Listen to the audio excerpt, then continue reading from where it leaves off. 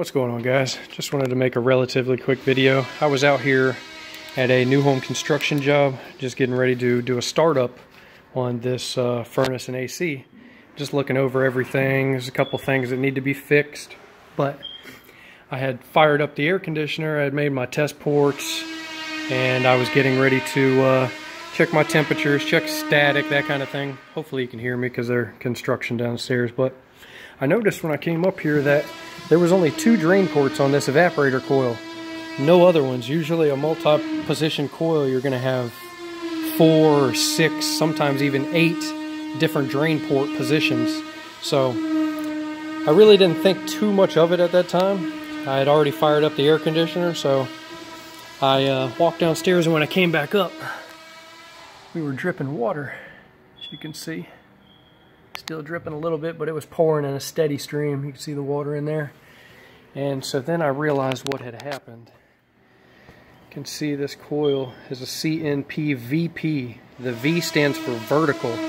This coil is only good for vertical or downflow applications. So when I pulled the door off, just to confirm that,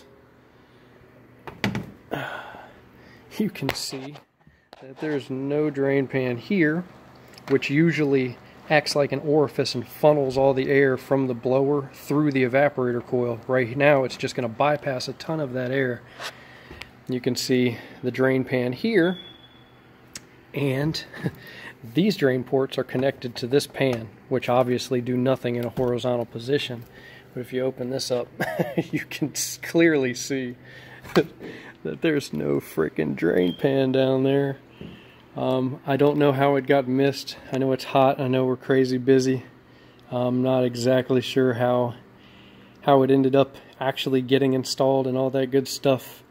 But it is what it is. So thankfully I noticed it when I was out here doing the startup and just checking over things. So we're going to be getting a replacement evaporator coil, a cased coil, a CNPHP, I believe is what it is. The H stands for horizontal. It's a multi-position coil.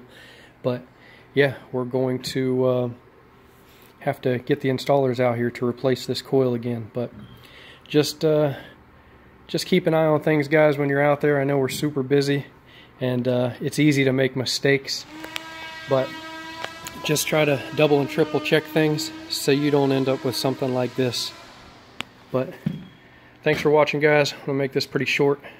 Like, comment, subscribe, and we'll see you on the next one.